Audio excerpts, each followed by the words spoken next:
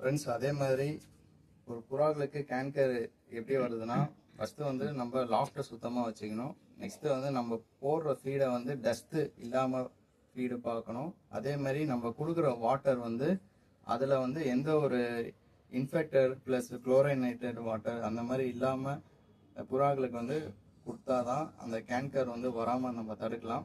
Once canker வந்துச்சுன்னா இந்த ரானிசால் powder வந்து நல்ல ஒரு பெஸ்ட்டு பவுட்ரு. ஸோ இது வந்து பார்த்தீங்கன்னா உங்களுக்கு பவுடராக தான் இருக்கும். ஸோ இந்த பவுட்ரு வந்து ஒரு 8 கிராம் ஒரு 2 லிட்டர் வாட்டரில் மிக்ஸ் பண்ணி புறாக்களுக்கு வச்சிங்கன்னா கேன்கர் வராது.